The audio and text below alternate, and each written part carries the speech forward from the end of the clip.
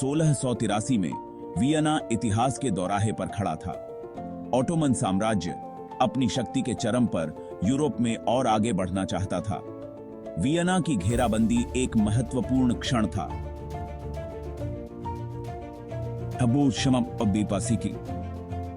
Ottoman साम्राज्य और Europe के बीच संघर्ष में एक महत्वपूर्ण मोड़ था। वियना पवित्र रोमन साम्राज्य की राजधानी एक प्रमुख लक्ष्य था। ऑटोमन पहले ही पूर्वी यूरोप के बहुत से हिस्सों पर विजय प्राप्त कर चुके थे। उनका लक्ष्य अब वियना पर कब्जा करना और आगे की जीत का रास्ता खोलना था। जुलाई 1683 में घेराबंदी शुरू हुई। ग्रैंड वजीर कारा मुस्तफा के नेतृत्व में ऑटोमन सेना ने शहर को घेर लिया। वियना के रक्षकों को भारी चुनौतियों का सामना करना पड़ा। शहर की किलेबंदी मजबूत थी, लेकिन ऑटोमन सेना विशाल और अच्छी तरह से तैयार थी। पोलैंड के राजा जान सोबिस्की के नेतृत्व में सहायक सेना का आगमन महत्वपूर्ण था। उनके हस्तक्षेप ने पासा पलट दिया। घेराबंदी एक निर्णायक ईसाई जीत के साथ समाप्त हुई। घेराबंदी से पहले यूरोप उथल-पुथल में था। ऑटोमन साम्राज्य तेजी से विस्तार कर रहा था। इसने हंगरी, बाल्कन और पूर्वी यूरोप के कुछ हिस्सों पर पहले ही विजय प्राप्त कर ली थी। सम्राट लियोपोल्ड प्रथम के अधीन पवित्र रोमन साम्राज्य एक प्राथमिक लक्ष्य था। लियोपोल्ड प्रथम को कई चुनौतियों का सामना करना पड़ा। उनका साम्राज्य विशाल था, लेकिन खंडित था। विभिन्न राज्य और रियासतें पवित्र रोमन साम्राज्य का गठन करते थे। इससे एक एकीकृत रक्षा को व्यवस्थित करना मुश्किल हो गया था। ऑटोमन आक्रमण का खतरा एक एकीकृत कारक था। यह विभिन्न यूरोपीय शक्तियों को एक साथ लाया। सुल्तान मेहमेद चतुर्थ के अधीन ऑटोमन साम्राज्य वियना पर कब्जा करने के लिए दृढ़ था। ग्रैंड वजीर कारा मुस्तफा घेराबंदी के पीछे मास्टरमाइंड थे। उन्होंने एक विशाल सेना इकट्ठा की। रिपोर्टों से पता चलता है कि ऑटोमन सेना की संख्या 1 लाख से अधिक सैनिक थी। इसमें कुलीन जनिसरी, तोपखाने और घुड़सवार सेना शामिल थी।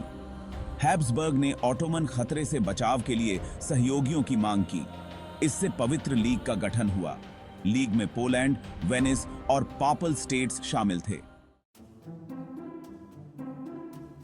वियना की घेराबंदी में कई प्रमुख व्यक्तियों ने महत्वपूर्ण भूमिकाएं निभाईं। सुल्तान मेहमेद चतुर्थ ऑटोमन साम्राज्य के शासक थे।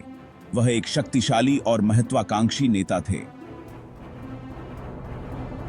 ग्रैंड वजीर कारा मुस्तफा घेराबंदी के प्रमुख वास्तुकार थे। वह एक कुशल सैन्य कमांडर और रणनीतिकार थे। उनकी योजना वियना पर कब्जा करने और ऑटोमन साम्राज्य के लिए एक बड़ी जीत हासिल करने की थी। पवित्र रोमन सम्राट लियोपोल्ड प्रथम वियना के प्राथमिक रक्षक थे। अपनी राजधानी की रक्षा के लिए उन पर भारी दबाव था। लियोपोल्ड प्रथम ने शहर की रक्षा को व्यवस्थित करने के लिए अथक प्रयास किया। पोलैंड के राजा जान सोबिस्की वियना की राहत में एक महत्वपूर्ण व्यक्ति थे। वह एक प्रसिद्ध सैन्य कमांडर और एक धर्मनिष्ठ ईसाई थे। पोलिश विंग्ड हुसार के साथ सोबिस्की का आगमन घेराबंदी में एक महत्वपूर्ण मोड़ था। उनके साहसिक और निर्णायक कार्यों से ऑटोमन सेना की हार हुई। सोबिस्की के नेतृत्व और बहादुरी का पूरे यूरोप में जश्न मनाया गया। ऑटोमन घेराबंदी जुलाई 1683 में शुरू हुई। ग्रैंड वजीर कारा मुस्तफा की एक स्पष्ट रणनीति थी। उनका उद्देश्य वियना को जल्दी और निर्णायक रूप से पकड़ना था। ऑटोमन सेना अच्छी तरह से तैयार थी। वे विशाल तोपों सहित भारी तोपखाने लाए। इनका इस्तेमाल वियना की किलेबंदी पर बमबारी करने के लिए किया गया था। ऑटोमन ने घेराबंदी की रणनीति भी अपनाई। उन्होंने खाइयां खोदी और शहर के चारों ओर घेराबंदी के काम किए। इससे उन्हें दीवारों के करीब जाने की इजाजत मिली। कारा मुस्तफा का मानना था कि लंबी घेराबंदी से वियना के रक्षक कमजोर हो जाएंगे। वियना के रक्षकों को भारी चुनौतियों का सामना करना पड़ा। शहर की किलेबंदी मजबूत थी, लेकिन अजेय नहीं थी। ऑटोमन की अथक बमबारी ने अपना असर दिखाया। इन चुनौतियों के बावजूद वियना के रक्षक दृढ़ रहे। उन्होंने क्षतिग्रस्त किलेबंदी की मरम्मत की और ऑटोमन हमलों को रद्द कर दिया। उनका लक्ष्य तब तक डटे रहना था जब तक मदद न आ जाए। वियना के रक्षकों को घेराबंदी के दौरान कई चुनौतियों का सामना करना पड़ा। ऑटोमन बमबारी अथक थी। तोपों और मोर्टार ने दिन रात शहर की दीवारों पर बमबारी की। बचाव दल ने नुकसान की मरम्मत के लिए अथक प्रयास किया। उन्होंने कमजोर बिंदुओं को मजबूत करने के लिए ज़ेमलनीय उक्रेप्लेनिय और बैरिकेड्स का इस्तेमाल किया।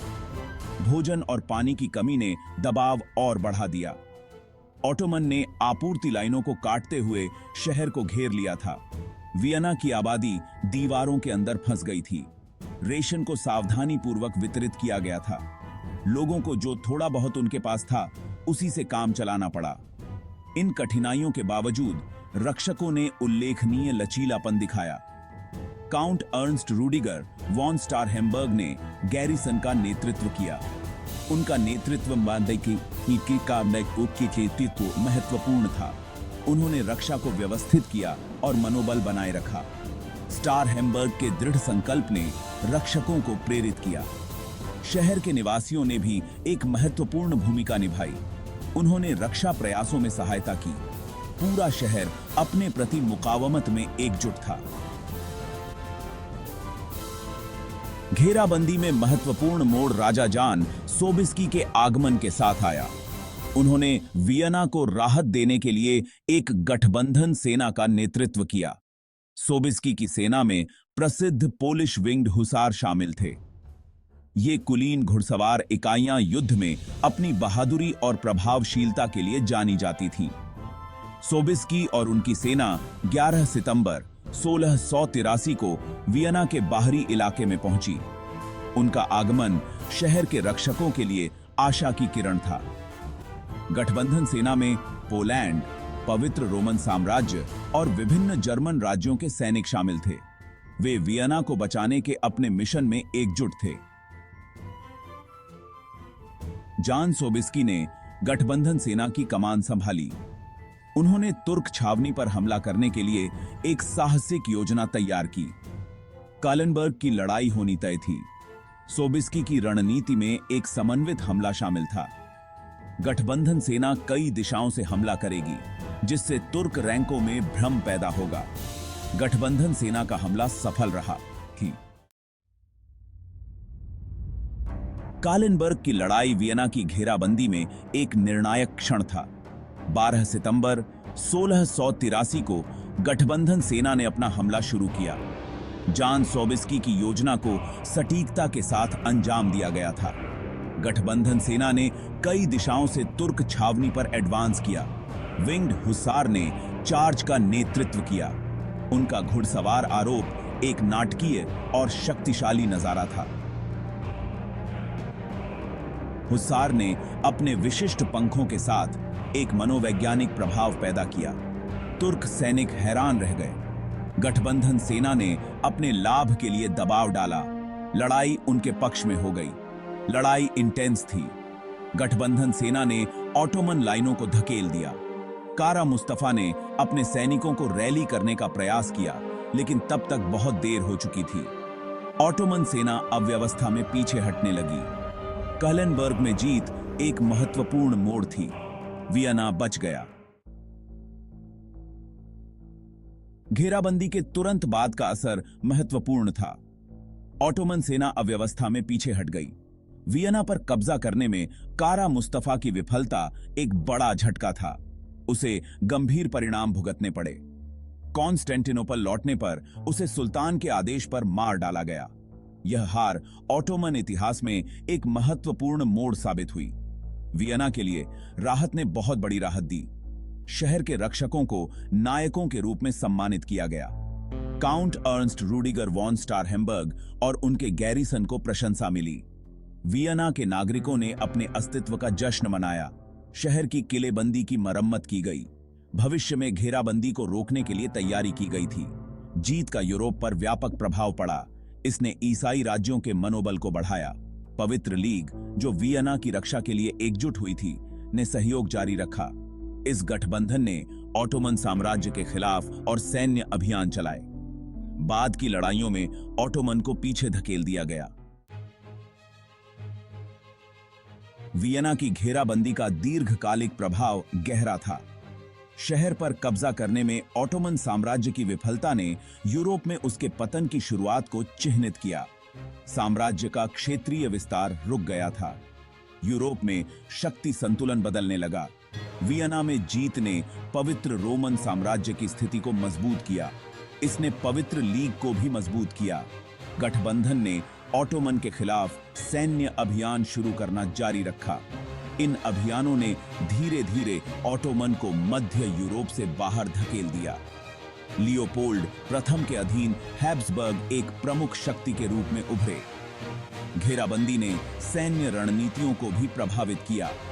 गठबंधन सेना की सफलता ने गठबंधनों के महत्व पर प्रकाश डाला। यूरोपीय राज्यों ने आम खतरों का मुकाबला करने के लिए गठबंधन बनाना शुरू कर दिया।